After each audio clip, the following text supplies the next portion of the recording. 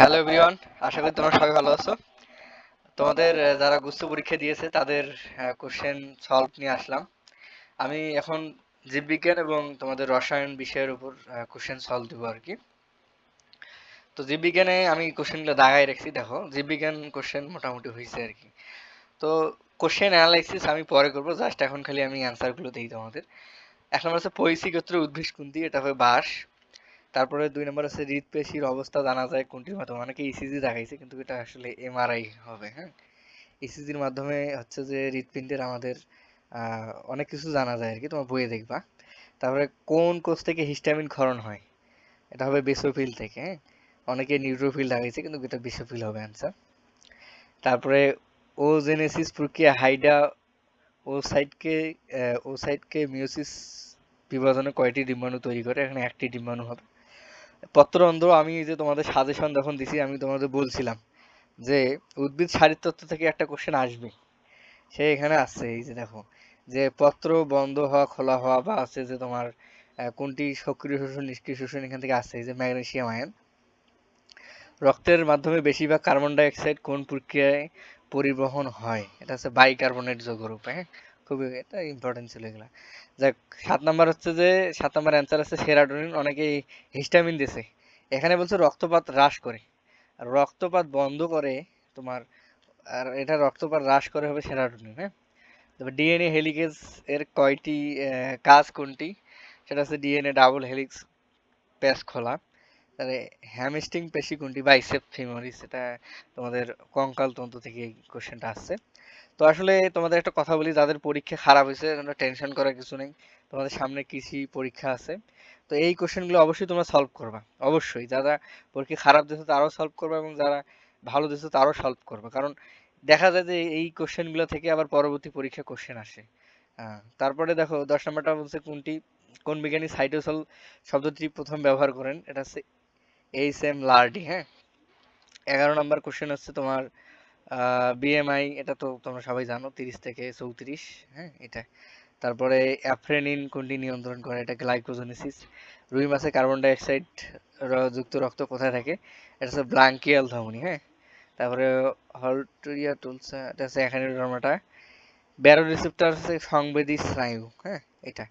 তারপরে হচ্ছে আমাদের মাইটোসিস কোন ধাপে এস্টার তৈরি হয়, এটা প্রোমেটাফেজ ধাপে। অঙ্গের প্রতিস্থাপন সম্ভব কোন পদ্ধতিতে, এটা হচ্ছে স্টেম সেল। তারপরে হচ্ছে মধ্যকরণের সংক্রমণের জন্য কোনটি দায়ী, এটা হচ্ছে এই ব্যাকটেরিয়াটা, সি নাম্বার অ্যান্সার, হ্যাঁ 18 সি। তারপর হচ্ছে কেপ চক্রের স্যাক্সেনিক অ্যাসিড আছে ডি কার্বক্সিলেক। তারপর 20 নম্বরের অ্যান্সার আছে স্যার মাইটো মাইক মাইক্রোটিউবিয়াল মানে, হ্যাঁ। তারপরে সর্দি কাশি কোন ভাইরাসের কারণে হয়, রাইনো ভাইরাস, এটা খুব সহজ জিনিস। তারপরে হিমোলাইটিক ডিজিজ অফ নিউবর্ন, এটা কি কারণে হয় আসলে, রেসাস ফ্যাক্টরের কারণে হয়, হ্যাঁ। 23 নম্বর অ্যান্সার আছে দুইটা। 24 নম্বর প্রথম প্রদত্ত ভাইরাসগুলোর মধ্যে সবচেয়ে ছোট কোনটি, ফুড অ্যান্ড মাউথ ভাইরাস। তারপর 25 নম্বর হচ্ছে ওভিপোজিটর। তোমাদের আমি একটা জিনিস বলি, তোমরা বায়োলজি কোশ্চেন অনেকে দাগায় এনে হতাশ হয়ে গেছো, খুব কঠিন মনে হয় তোমাদের, একটু কঠিন কঠিন লাগতেছে তাই না, মেডিকেল টাইপের।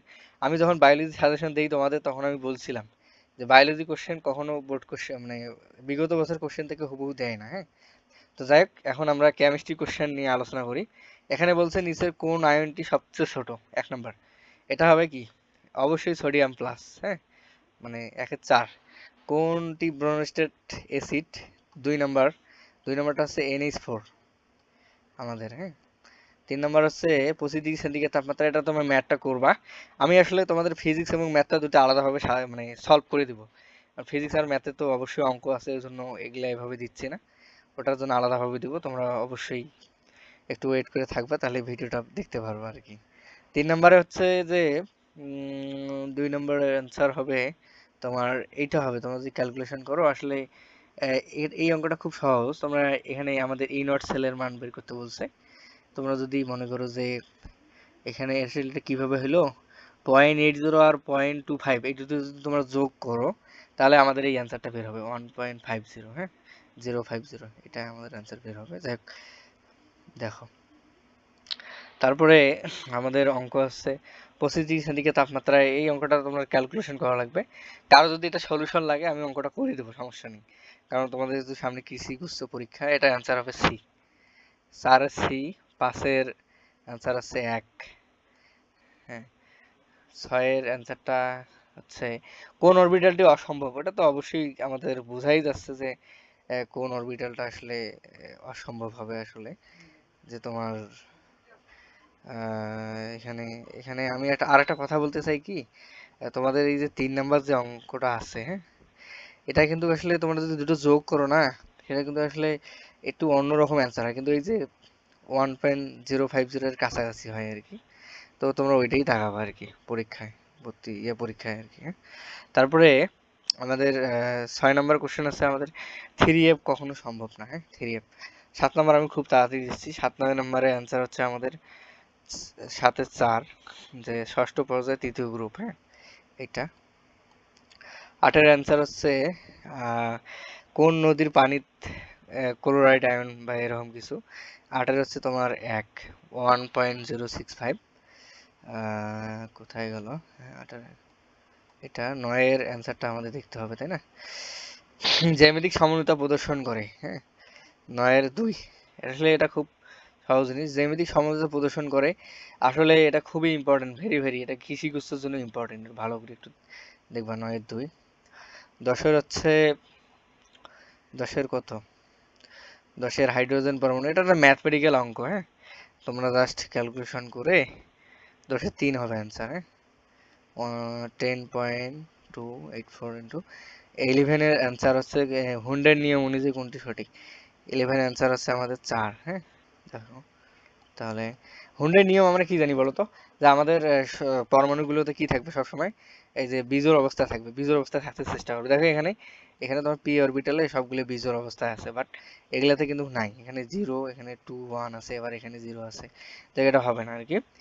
12 নাম্বার আমাদের অ্যান্সার হচ্ছে তোমার 455, 55, হ্যাঁ, এটা হবে। তারপরে পানিতে দ্রবীভূত অক্সিজেনের পরিমাণ কমে গেলে আসলে কি হয়, হ্যাঁ। পানির দূষণ মাত্রা বেড়ে যায়, এটা আমাদের, হ্যাঁ।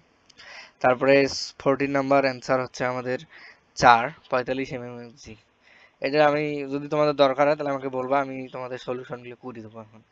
তারপরে 25°C তাপমাত্রায় 0.1 বিয়োজিত হয় হাইড্রোজেন ঘনমাত্রা কত। তোমরা এটা খুব সহজেই করতে পারবা, আমাদের 15 নাম্বারের একই অ্যান্সার হবে, হ্যাঁ।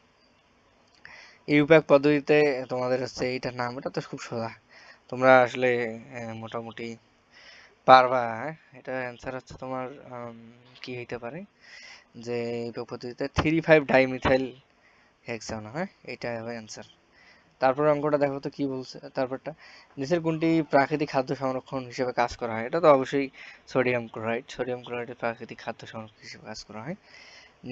একটি জৈব যৌগ ব্রোমিন পানিকে এত এত এত এত এলে কি উৎপন্ন হবে। 18 নাম্বার। 18 নাম্বারে আমাদের অ্যান্সার আছে 1, মানে CH3 CH2 বন CH ডাবল বন CH2, হ্যাঁ। আইসো ইলেকট্রিক সেট। আইসো ইলেকট্রিক সেট আসলে অনেকে বোঝে না যে কি জিনিস আসলে, হ্যাঁ। আইসো ইলেকট্রিক সেট, এটা আমাদের অ্যান্সারটা হবে প্রথমটাই, ফ্লোরিন সোডিয়াম অক্সিজেন কার্বন, হ্যাঁ। নিচের কোনটি হ্যালোফর্ম বিক্রিয়া প্রদর্শন করে। হ্যালোফর্ম বিক্রিয়া মানে কি? জৈব রসায়ন যারা পড়েনি তারা কিন্তু ধরা হয়েছে, কারণ অনেক কোশ্চেন আসছে জৈব রসায়ন থেকে।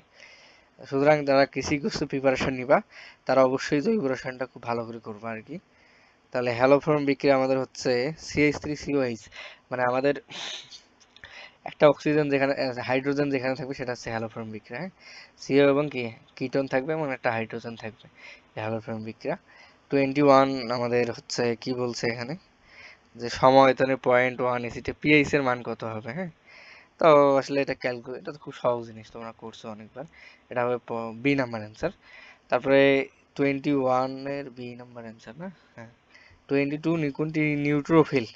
নিউট্রোফিল, বেসোফিল এগুলো কিন্তু খুবই ইম্পর্টেন্ট, হ্যাঁ। এটা অবশ্যই NH3, হ্যাঁ।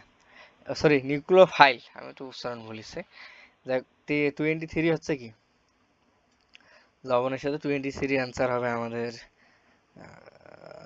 দ্রাব্যতার গুণফল অপেক্ষা বেশি হবে, মানে এটা, হ্যাঁ। এটা দ্রাব্যতার গুণফল অপেক্ষা বেশি হবে, হ্যাঁ। 23 এটা হবে বি নাম্বার। 24 আছে অ্যালুমিনিয়াম LCl5। এর আকৃতি কেমন? আসলে বইয়ে তোমাদের দেওয়া আছে ত্রিকোণীয় ঢিপ রেমান্ড, হ্যাঁ, এটা। আর তারপর বলছে কোন যৌগটির বন্ধন কোণ সবচেয়ে কম? এটা তো অবশ্যই H2S। কেন H2S এর পানির বন্ধন কোণ কত? 104.5, তাই না? আর এইটার মনে হয় হাইড্রোজেন সালফেটের মনে হয় সম্ভবত 94 পয়েন্ট মেবি বা কত, আমি ঠিক জানি না, এই মুহূর্তে মনে নেই। এরকম কিছু হইতে পারে হাইড্রোজেন সালফেট। কিন্তু পানির এগুলো বন্ধন কোণটা মাথায় রাখবা, হ্যাঁ। এটা তো sp3, এটা মনে হয় 120 হবে। 107 পয়েন্ট mcl, হ্যাঁ। দেখ, এখানে আছে তোমার অ্যান্সারটা হবে এইটা H2S, এটা 94 পয়েন্ট সামথিং বের হবে মেবি। দেখ, তো এ হচ্ছে, আমি আবারও তোমাদের অ্যান্সার গুলো একটু দেখাচ্ছি, দেখো প্রথম থেকে, মানে আমি দেখাচ্ছি যাতে তোমরা অ্যান্সার গুলো লিখতে পারো আর কি। হ্যাঁ, এই যে এগুলো হচ্ছে আমাদের অ্যান্সার।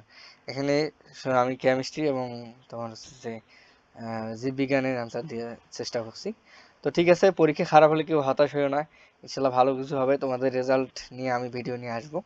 সে পর্যন্তই সবার জন্য শুভকামনা রইলো, ভালো থাকো।